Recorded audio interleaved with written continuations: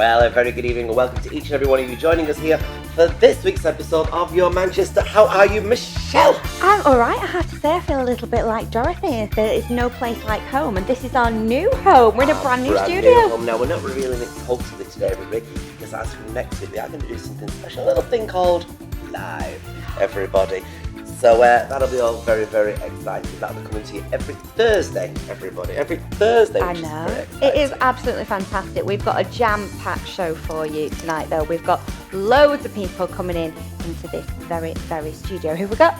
So we have got somebody that you might know. Oh. A very good artist by the name of Mr. Justin Eagleton. Do you know him? Don't know him at all. I mean, just same surname and all that, We're also going to be looking, we're going to be going over the pond, everybody, to a place called Jersey, where thankfully our lovely Hayley has been stranded, everybody, and she's there at the moment talking to a few wordsmiths and stuff like that. Yeah, lovely. Good. She'll have some new words to spread joy she to will. us. And also, we must just quickly talk about, because I know we were watching it yesterday. We did, yes. Did you enjoy And Juliet, the brand new musical, everybody, that is sweeping Manchester, soon to go to the West End? Absolutely. It's got one more week here in Manchester. If you can catch it, really, really do, because it's on at the Opera House. It's based on William Shakespeare's Romeo and Juliet, but it's Romeo and Juliet like you have never seen it before, because it's set to pop music.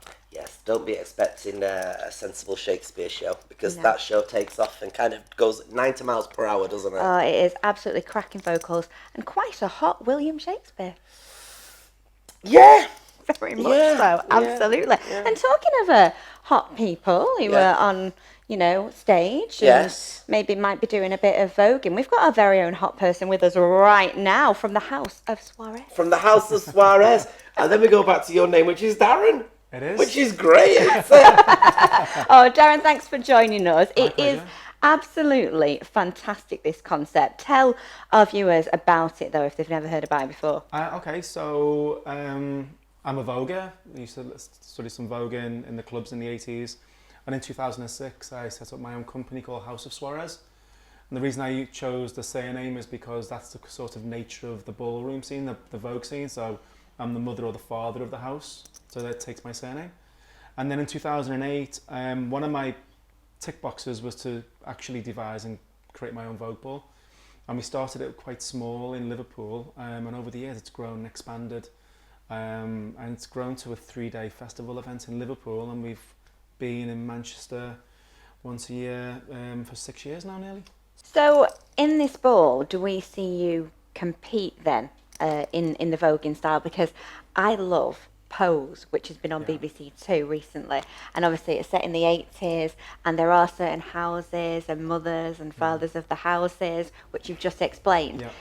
Am I right in thinking it's a little bit like Pose? It's very much like Pose.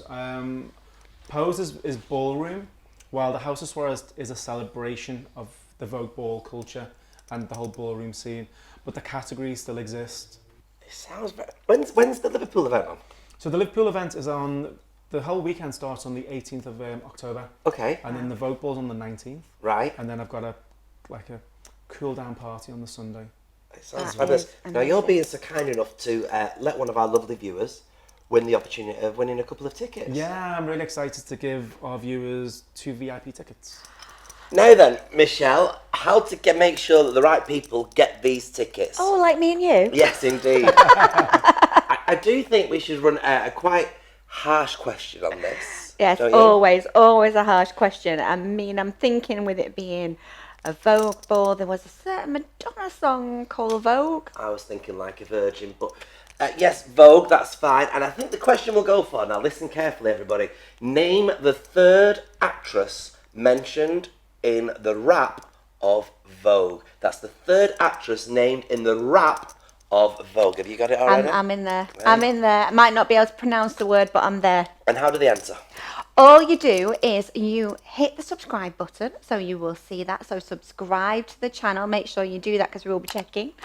You like to check, don't you? I do. And then in the comment section, we want the name of that very actress. And don't worry if you can't spell it, because neither can Belinda. It's true. I can't even say it. But if people just want to come along to your event and they want to buy tickets for it, Yes. maybe they don't win and they still want to come along, how do they do that? Well, tickets can be bought on Skiddle or at my website, which is houseofsaurez.co.uk.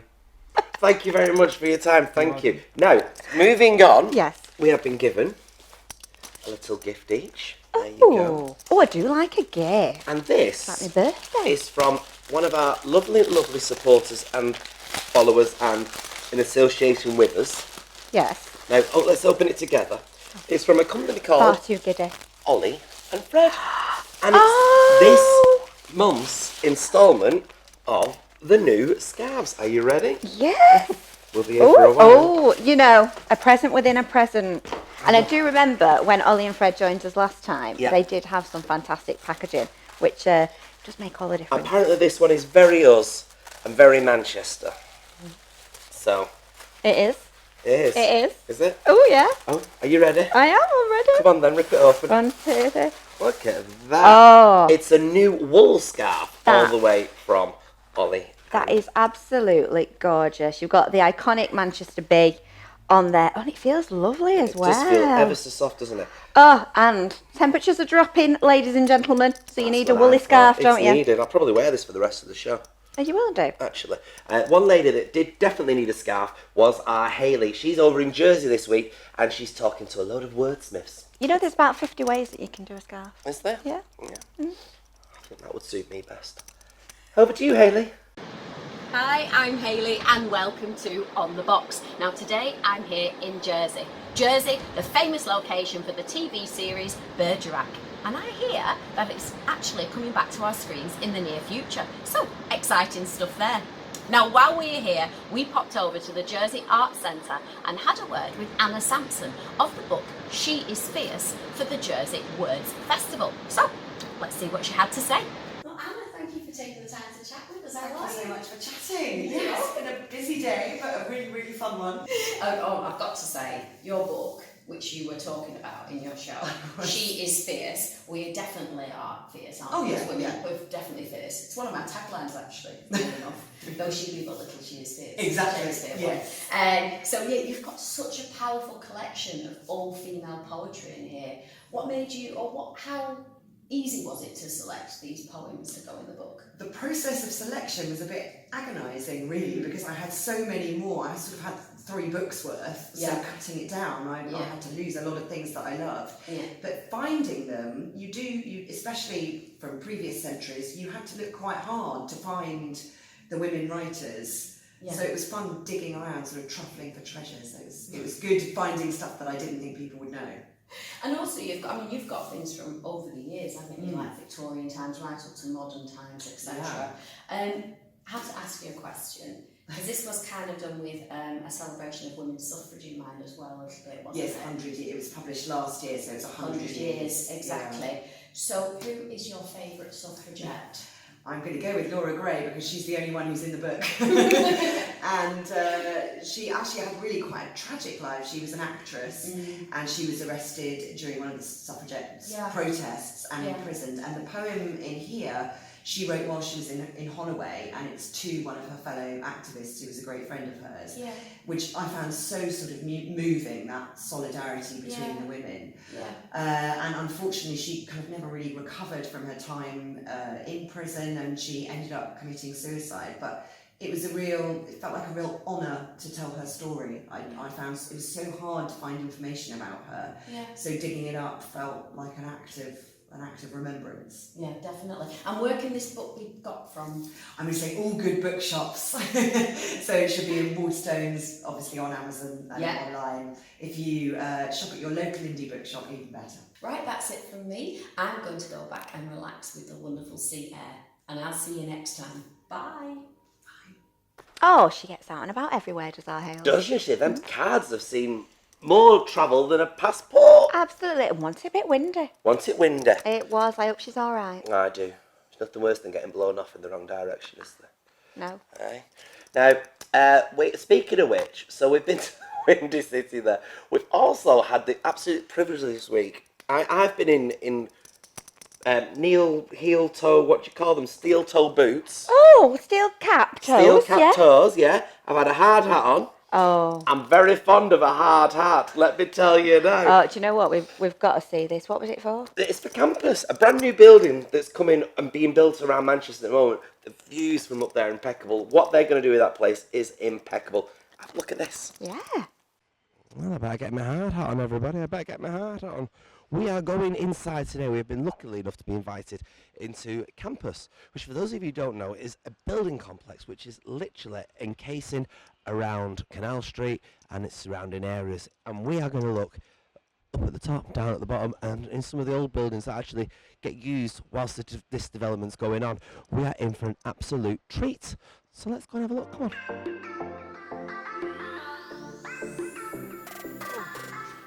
So where are we now then? So we're standing in the main garden area. We're standing at the first floor level of the Stack building, which is our very cool 1960s building that we've retained. Right.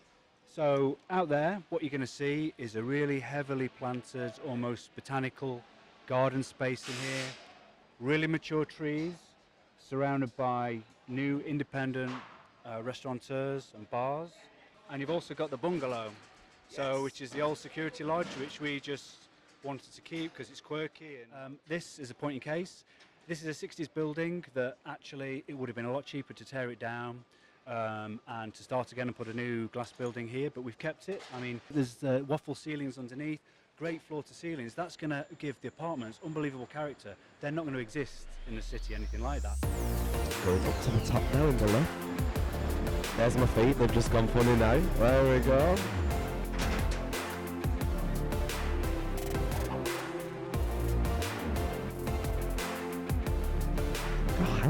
It's crazy. The view's absolutely incredible. You know, you can see over to the hills of sort of Blackburn, and you can see over towards the Pennines. And actually, once you get above about 4 floors, pretty much everyone's got the same kind of view as well. So it's absolutely fantastic for all the residents who are going to live here. But you're starting to really get a feel now for the kind of brickwork that we've used, and you can see there this little rooftop village that we've been creating with the Dutch houses. So we've got some homes in there, and then we've got some on the next building as well. And we just wanted to create this real sort of mix of different spaces, so we're not building 533 identical apartments in the middle of the city. And that's what we liked. It was this sort of Amsterdam feel that you get, I think, walking along Canal Street. These very sort of narrow vertical buildings that you get all the way along, and that's really why we decided originally we wanted to get this sort of a little bit of a feeling of Holland in here, and we appointed Dutch architects Meccanu to do the original concept for the scheme. It's going to look marvellous, marvellous, fabulous. What a view!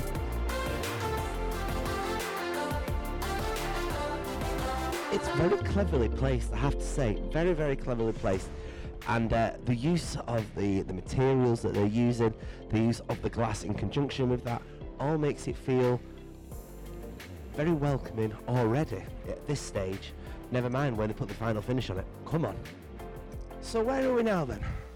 So this is the Minto and Turner building, former cotton warehouse. Really quirky space again with the beams.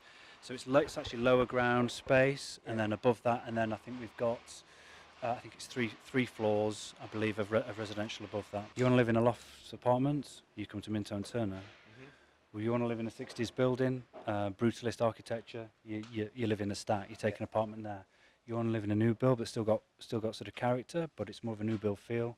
You live across the way there, in one of the new blocks. And have they started selling yet?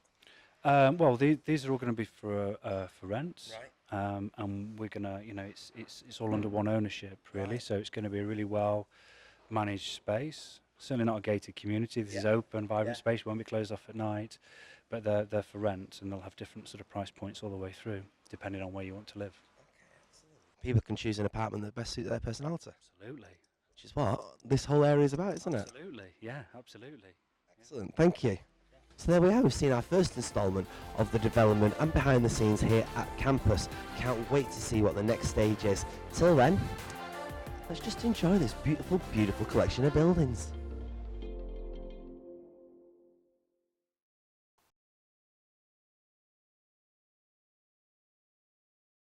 So yeah, I was all over that building, weren't I? You were.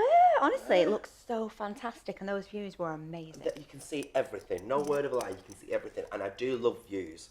And because of that, we brought somebody special in that you might know. Oh, I wonder who. Who? This is Justin Eagleton, everybody. This is Michelle's better half, everybody. Yeah. And he's an artist, and he's doing impeccably well, isn't he? No, he is doing well. I mean, I am biased because I'm his wife, but, you know, he's great. But get this, he has not drawn me or my children yet. Really? Exactly, Blindy. I think he just I thinks... thought he would have drawn you like Titanic, you know well, that scene? I've offered a few times. But here he is on the sofa in our studio. How the heck Welcome. are you? I'm very well. Do you like all our artwork dotted about? It's fantastic. It's good, isn't it? But it's not Absolutely as good. fantastic. It's very as- rustic. It is rustic. Is a rusty is a very good word. Now, you how long have you been painting and drawing for? I've been selling my artwork since I was about 13. 12, 13. I've been drawing. I used to draw album covers. That was how I started. Really? So I just used to draw all the album covers in the house. That developed. I did more of that. Then I did pet portraits. Started selling them in the pub. And you've covered some very, very famous people as well recently. Yeah, I've done artwork for Vincent Company Yeah. recently. I did their testimonial dinner, and that was auctioned and sold for £8,000 for Tackle for Manchester. So helping the homeless along the way. I did Bee in the City. Yeah. So I did the Where's your Hacienda. bee gone, by the way? No idea. Which bee are you? That was the Hacienda. Hacienda. If anybody knows where that's gone, would you please get in contact? Because we've had this conversation a few Honestly, times now. absolutely. He's dying to know where that goes. But that raised one of the highest amounts on the night. It was about Yeah, 20 it's in the grand. top 4 or 5, I think. Yeah. Yeah. And you don't really do necessarily things always on small scale levels, do you? As we have been finding out recently. No, I've been working on this mural that was unveiled last night for best part of 12 months, really. Yeah. So it started out as a small acorn last October, November after the bee, and developed into, you know, this huge thing that... Gosh. So last night we were at the Printworks, and this is where your mural is going to be Yeah. permanently. Yes. So people can see it.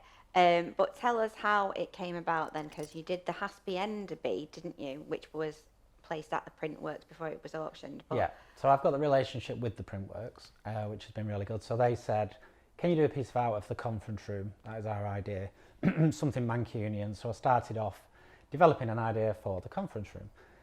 I took it in after about a month or so, just before Christmas last year. They absolutely fell over themselves, thought it was amazing, and they said, can you develop it? We got to show it everybody. So that's where it started. Christmas came and went, came to the new year, and had more meetings, and they just said, you know, develop it as much as you want and as you can. And it turned into something over the next 3 or 4 months, which has now become a bit iconic with the images that are in it. And my idea was that there are lots of famous pictures of Mancunians, bands, people from around Manchester, not necessarily maybe stop football and etc., Greater Manchester. But the idea was that I got in touch with the photographers, so I just chanced my arm really. I started off with one called Paul Husband, who I was in contact with anyway from drawing Guy Garvey. I just dropped that one over there. Drop away, yeah. I love it. So I spoke to him a couple of times, and he offered to let me have some of his images to use within the mural, which was fantastic. And from there, I liaised with him, and he put me in touch with Ian Tilton, who is also incredibly famous photographer who's photographed everybody, Stone Roses right through. And I went and met him, and he offered to open up his archives to my mural. So I spent a day with him choosing photographs of people who I wanted in it, people who he would like, and just collaborated really. You know, the last 12 months, which is again hard to equate, my last 3 pieces of artwork I've sold for £30,000, raising £30,000 for charity. Yeah. I don't even understand that, but it's incredible. Amazing. Well, so, we can't let you go though without talking about Manchester and what you think of Manchester, what Manchester means to you, because a lot of your artwork is Manchester centric, and I know that you're passionate about the city, but what is it about Manchester? People, that's it. I think the mural is the people, you know, and what the people are, what the fabric of the city is. I think everything that happened since the bomb pretty much sums up Manchester really. Everybody came together, everybody showed love that maybe they keep under the surface, and most of Manchester love is hidden behind humour, I think. Absolutely. You know, we all laugh at each other, we all make fun of each other, we're all daft as brushes, we can all be serious but we can all be emotional. It's all just everything melded into a Mancunian, I think. And we've got the best music in the world, and the best culture. And shows like this. Yeah, yeah. Now, you are going to be doing us a little bit of artwork on one of our spare walls in our new studio, aren't you? Are we? Yeah. You are. You haven't got to say it. I was ready to take me off It's me with the heart of Do you know the when I ocean. said? You know when I said I don't? You're going to be up there naked. On the wall, yeah. Do you know when I said I don't do anything Stood for at the money? window like the five of spades. Thanks. I'm going to do the heart of the ocean of you both. Oh, yeah. Yeah. That'll be classic. One on either end of a chaise longue. We'll think it's Moby Dick. No, anyway, thank you so much. Have we watched your VT yet? Oh no, we haven't watched the VT Should yet. we watch your no. VT? Watch the VT because this is what took place last So night. we're here, And we're you get at to the see. Frameworks and we are ready for the unveiling of My Manchester Memories mural. It's right behind here. It's all very exciting. Let's see who turns out to see this amazing mural, and don't forget, it's going to be on show on the 12th. We love this city, don't we? Hey, We love Manchester. It's a privilege to be invited to do it. Thank you for inviting me to go and unveil this masterpiece, which I've not seen yet. I know that I'm on it, I'll send a little piece of me on it, so if I'm on it, I'll come and do it. Was Peter Up not available? He would have done this without any problems whatsoever. So this has taken 12 months. Lots of people know that. It's taken 12 months from sort of last October. It's a collection of images. I've worked with a lot of photographers, which has been fantastic. So we've got Ian Tilton here, who's at this end. Tilton, incredible. Paul Walker-Webster's in there, who'll be coming out soon, who's also incredible. We've got Paul Husband, who added some images, and Jill Firmanovsky, who also added images. And they've all collaborated with myself. I've made new friendships, which is great. So yeah, this is my gift back to Manchester.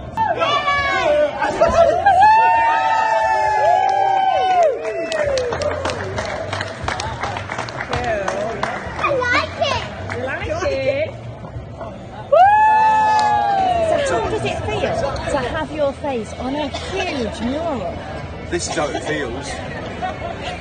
But it's brilliant, and as you can see, they put me right in the centre of it. So that's why I'm sort of really comfortable. No, it's beautiful. That's me, photographed by Ian Tilton many years ago, as you can see, with the rest of the spirals. Yeah, it's nice to be included, because sometimes people forget about me. And well, the thing is, this is My Manchester Memories, okay? That's what the mural's called. And what are your key Manchester memories then? I mentioned somebody before about seeing the Sex Pistols in Collyhurst in 1976. They played at the Electric Circus, and that was when everything changed for me. So it's a very special Manchester moment, but on a personal level, it was like my whole lifestyle changed after that. And that's the Sex Pistols at the Free Trade Hall ticket. Wow. All these bands here, just seeing these bands when they started popping up, like Stone Roses, I remember seeing them for the first time. And the Happy Mondays used to blow me away. Every time I watched the Happy Mondays live, back in the late 80s, early 90s, every time I saw them play, I wanted to retire and get out of the game, because I thought, we're never going to be that good, you know what I mean? So, Happy Mondays. But yeah, it brings you on to how much talent and skill and has come from this city, it's like, just not just in music either, you've got like some amazing... That's awesome. Everywhere you look, it's just like geniuses of the trade, whether it's politics or art, acting. Coogan's on there somewhere. This is a love letter to Manchester, so, what would you say makes Manchester so brilliant? Well, it's hard to say what the reasons are for it, but we're very prolific in creating great stuff, aren't we? Music, revolutions. As to why it is, Tony Wilson had a theory it's because of where we are in the British Isles. We're central to everything. We've got an airport, we've always been a port city where ships have come from all over the world. And then on top of that, you've got this weather where we spend a lot of time in the house. It's actually raining now as we're speaking, but we spend a lot of time in our houses as kids listening to music. So that was Tony's theory to why it's such a creative place, and I tend to agree totally with that. My experience of growing up in Oldham was staying in, hiding from the rain, listening to Mum and Dad's records. So that was, my journey was that's where it started. Really. Thank you very much. That was absolutely fantastic. What a lovely bit of VT. It was, and don't forget, you can see that mural in all its glory from the 21st of October at the Prim Works on the Danzig Street side, and you won't be able to miss it. It's massive, huge. I bet you've said that to me a few times. Anyway, thanks to each and every one of you for watching this week's episode, and make sure you click on the dingle dongle and make sure you all subscribe. From myself and this gorgeous lady next to me on the chair. Thank you. And don't forget, because next week we see more of this studio. It we do. reveals itself. It's the reveal, everybody. But thanks for watching. We'll see you all this time next week, only on Your Manchester.